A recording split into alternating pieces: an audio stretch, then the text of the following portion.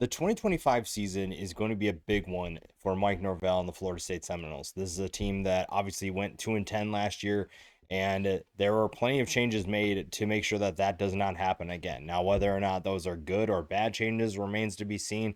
Everybody seems to have an opinion on it.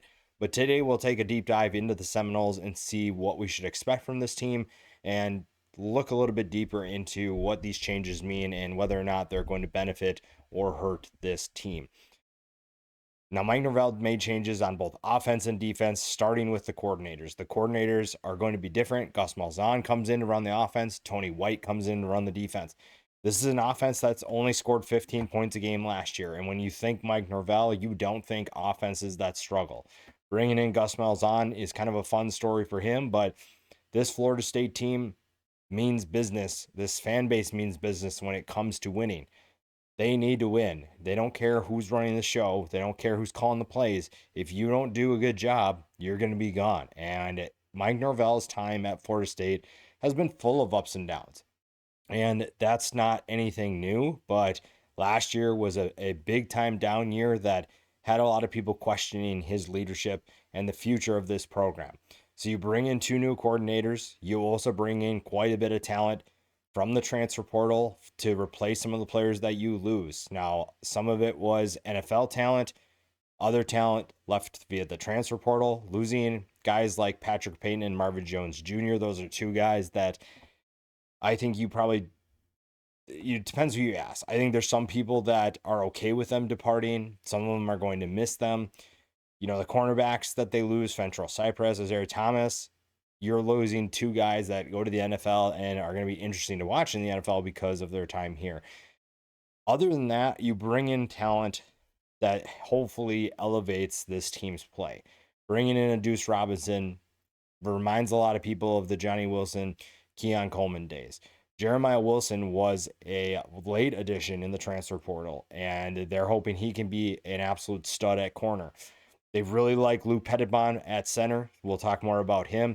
James Williams is someone who could have a big year for them. You also bring in Micah Pettis. That's a guy who Mike Norvell really wanted out of high school. Didn't obviously get him, but now he got his chance, and he is going to have an opportunity to see what he can do as a Seminole. So that's a really interesting group on the offensive line, especially the talent you bring in. Then all eyes are going to be on Thomas Castellanos. What can he do offensively? What is he going to be able to bring to the table that you didn't see last year from the quarterback position? The quarterback position was horrible at times. The DJ Uiagalelei experience was not good, and I think there's a lot of people that are saying, I told you so. That wasn't going to work, and it did not. So we'll see if this is the answer. Thomas Castellanos is familiar with Gus Malzahn's offense from his time at UCF.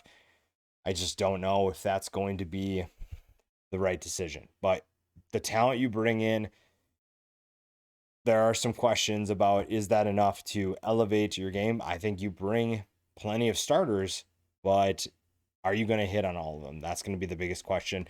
The talent that departs, some of it hurts, other it's kind of just, well, we kind of just needed that to move on. So we'll see what happens with those transfers. We'll see if the coordinator changes. I really like Tony White as a defensive coordinator.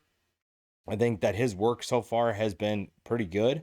And I think that he is a good hire. Whether or not that plays out at Florida State in 1 year isn't going to change my opinion of him regardless. But they're hoping that it's going to be enough. And the defense, it'll be interesting to see how they step up because this offense might need some time to gel. And even with Norvell and Malzahn running the show, this offense, like I said, it could be needing some time to get going. And Thomas Castellanos is going to be in the center of it. Now, whether or not it's him or Brock Glenn, don't really know yet, but Thomas Castellanos is going to fit Mike Norvell's or Gus Malzahn's system pretty well, but in the ACC, is that going to be enough? This isn't UCF. This isn't Boston College where you're kind of flying under the radar or you're playing against inferior competition. You are playing against really good players, and to elevate your team to another level requires you to play well against that good competition. And I don't know if he is the answer, but we will see. I think that when he's playing well, he fits this offense extremely well. He's going to play really well. I think he brings the running element that they'll need, but it's going to come down to whether or not he can thrive as a passer. And Gus Malzahn at one point, his offense was obviously on fire, and there was a reason why people were studying his offense and what it could do. I think that some of that has died quite a bit. And this isn't an offense that has done a ton of damage on a consistent basis. So we'll see if this works. But I think if you're going to find a guy in the transfer portal that fits your system well, bringing in Castellanos was a great fit. It's just whether or not the ceiling raises because he's there. Good runner, solid production from last year in his 8 games with Boston College, over 1,300 yards, 18 touchdowns, just 5 interceptions. So, we'll see what happens. We'll see what they ask him to do. But the rushing attack, which finished 129th last year, has to get better. And that's not all in the quarterback position. The running back position needed an overhaul, which is why you bring in Gavin Sawchuk. You brought in Roydell Williams last year. I don't know. The running back position is wide open at this point. I mean, Gavin Sawchuk was supposed to be the guy at Oklahoma. Didn't work out. Comes to Florida State. Roydell Williams was in a crowded running back room at Alabama. Decides that he wants to go be the guy, and that didn't work out. And we're waiting to see if he can get back to 100%. If he's going to be that guy this year, we'll see. You have a freshman coming in Osman Chroma. We'll see. This staff really likes him and what he can do. But then again, they also liked Cam Davis last year. And now the coaching change, it seems like Cam Davis is almost the odd man out. Jalen Lucas is a nice piece. You just didn't get a ton of production from him last year. Wasn't on the field a ton. So in theory, on paper, this group has talent. This group has ability.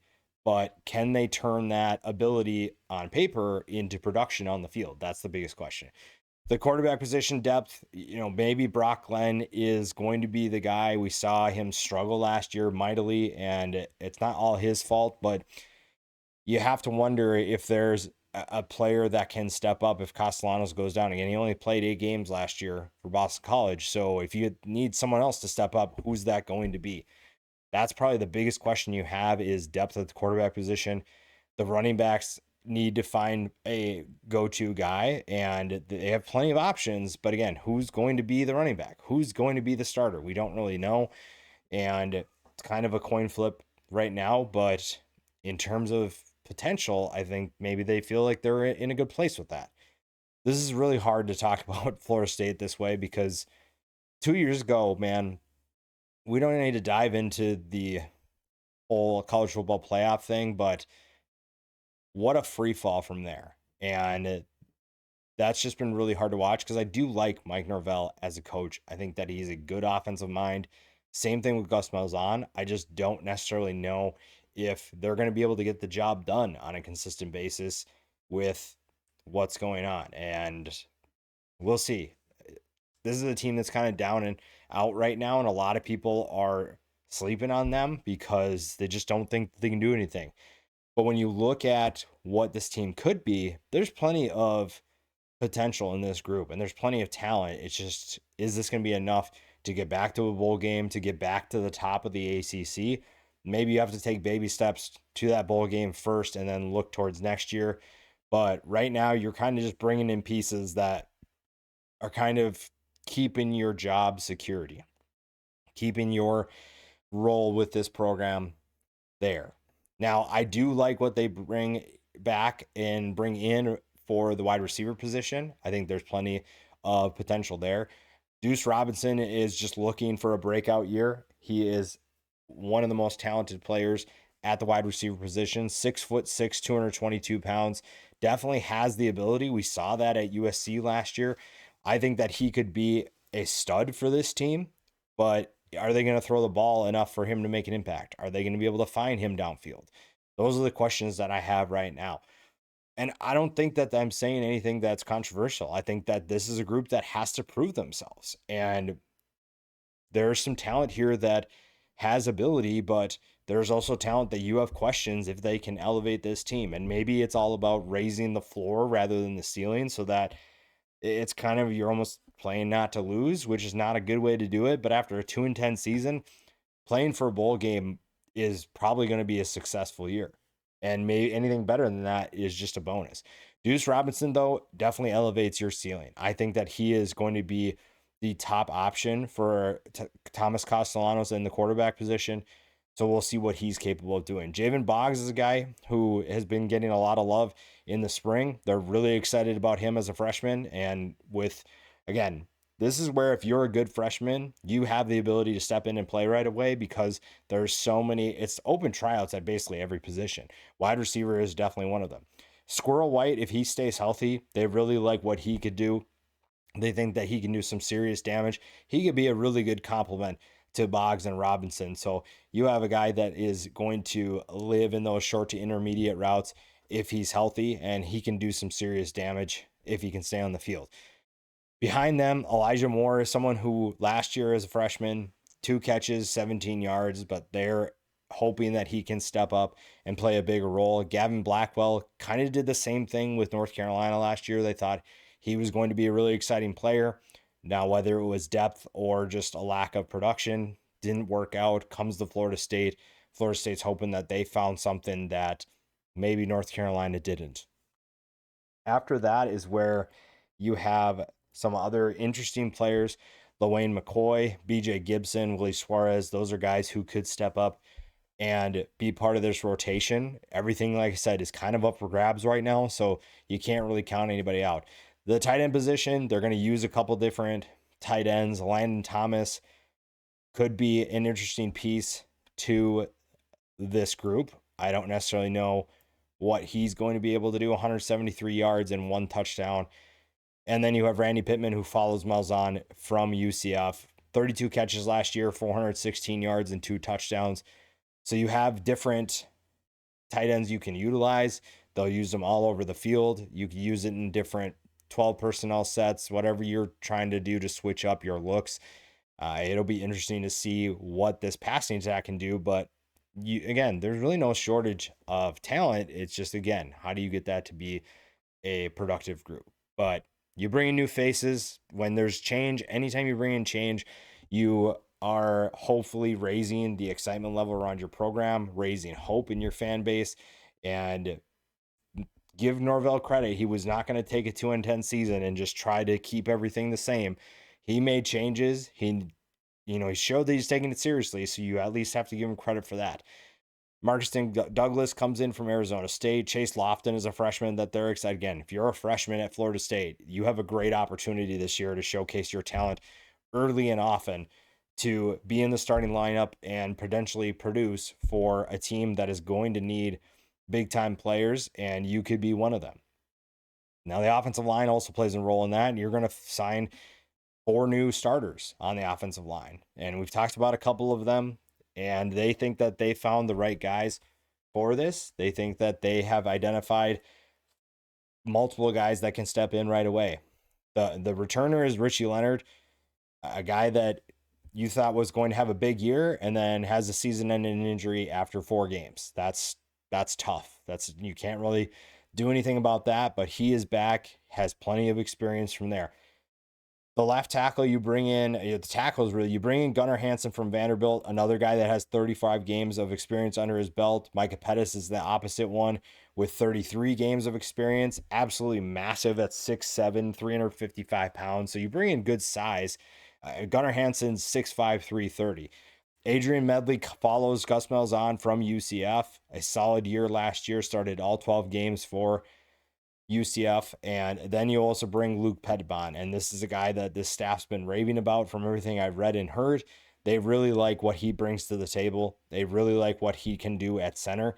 And that's going to be really interesting to watch, because your offensive line is probably going to dictate how good this team will be. We have plenty of questions with the skill positions, but I do feel like this offensive line has a good foundation with its starters. They also have some pretty good options as their backups, but how much can they elevate that level of play? Lucas Simmons is an interesting tackle. You also have Andre Otto and Jacob Rizzi. So you have three guys there that have plenty of experience. Bryson Estes is another guy with a ton of experience as well. It's just going to come down to how much can this group elevate this offense, or are we just looking at raising the floor? That's the big question for me right now with Florida State. Are we just looking to raise the floor so we're not bad, or are we trying to build towards the future and even just win this year? Those are my big questions with Florida State, and the answers to those questions probably dictate how successful this team is. It's just tough. I really think that Mike Norvell is a good coach. He's just in a tough time right now, and it's going to be hard to get over a 2-10 season. A lot has to change, a lot has to improve, but again, give him credit. He is trying to make those changes. He is trying to make this team better, and I do think he brought in some players that can make that happen. It just might not be the season that we saw 2 years ago. It just might be more of a let's get to a bowl game, and then in 2026 is when we really look at what we can do. Now, recruiting has to improve. You can't just keep relying on the transfer portal to bring in all these players. It's just not sustainable. You just can't win football games at a consistent level living in the transfer portal. Eventually, your own talent has to step up. And if you're Florida State, you should have no shortage in options there.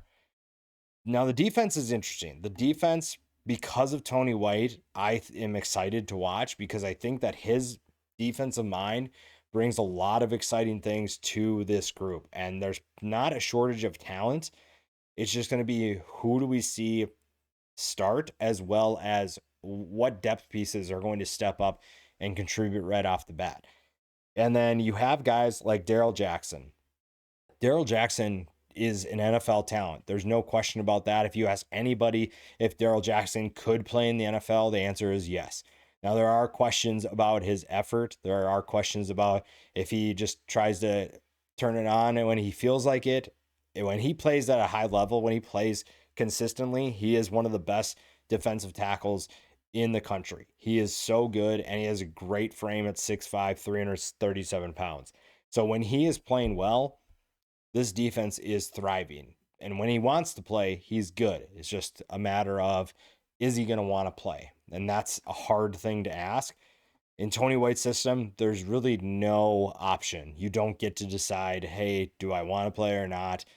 You're going to play. You are going to give your best effort. And with the talent they bring in, and especially after last year, this staff has every right to get on everyone. And at a certain point, you're trying to win football games, and effort cannot be something you question. We'll see if that changes. I know everything that people say is that he has been a good leader this offseason. He is someone who is invested, and we'll see if it translates to the field this year, but that's at least a good sign if you're a Florida State fan. James Williams kind of flew under the radar in terms of their addition of him coming from Nebraska, 14 tackles, 6 tackles for loss, 5 sacks. I know Nebraska really didn't want him to leave, but Florida State snatches him up. They feel really excited about what he brings to the table. He is someone who could have a monster year for this team, especially if teams are focusing on Darrell Jackson. He's commanding a lot of that attention. Guys like James Williams and Deontay McCray from Western Kentucky could have big years. Now, McCray comes in from Western Kentucky. He is someone that everyone's wondering, can you take that step from the group of 5 level to the power 5 level? Obviously, the staff thinks he can. You also have a guy in Diamante Diggs that is in kind of the same boat, where coming from Coastal Carolina, you have questions about his ability to elevate his game, but that's a guy who is extremely disruptive. 34 tackles, 7 tackles for loss, 5 sacks in 2024. I'm really interested to see how he performs. Other guys that could potentially play a role on the interior, Kevin Wynn is a freshman. Again, another freshman that could step up in a big way. We'll see what he's capable of doing. Daniel Lyons on the edge, and then Jason Jenkins comes in from Tennessee. I think that he could play a big role on the interior, the defensive end position. He is someone who could play a bigger role if one of these guys isn't quite ready for that opportunity. Now, the defensive line is really where everything starts. If this group is good, then it makes life better for the guys behind them and the guys next to them. That's going to be really interesting to watch because a disruptive group makes this defense a lot better.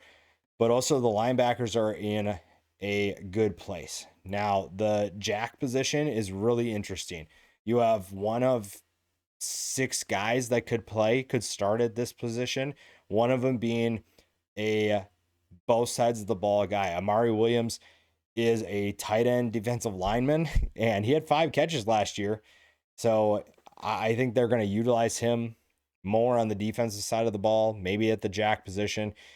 You have plenty of other options, and some of those guys are going to play linebacker. Maybe they'll have to step up and play that jack position. They'll have to rotate guys. Elijah Herring and Omar Graham are 2 other linebackers that will start, but they could also play the jack position. That one is kind of up for grabs. Diggs at the defensive line could slide over and play that role. It just kind of depends on what they want that role to look like. But they do have plenty of options. They do have plenty of talent that could step up. They really think, though, that Amari Williams had a good spring and that he's capable of holding down that role for now. But again, Elijah Herring and Omar Graham are 2 the other linebackers. Justin Cryer had a solid year last year, 32 tackles. Graham had 37, and Herring comes in from Memphis after previously transferring from Tennessee. Had a big year for the Tigers, 60 tackles, 8 tackles for loss, 3.5 sacks, 2 interceptions, 2 forced fumbles. So he is someone who's a natural playmaker and should do a lot of good things. Behind the linebackers, too, you have good depth. Blake Nicholson is back after a 52 tackle season. You bring in Caleb LaValle from North Carolina, Stephon Thompson from Nebraska. You have plenty of options for this group to utilize. It's just going to come down to who plays the most consistent, and that jack position is kind of the big question mark right now. Who will be the starter there? Who can handle that? And if you have to have one of these linebackers slide over there, who steps in? You feel like you have good depth, and this is a really good group. I think that they have a solid group at linebacker. I think that they're in good hands there. It's just going to come down to what the guys in front of them and behind them are capable of doing. But I do like this defense as a whole right now.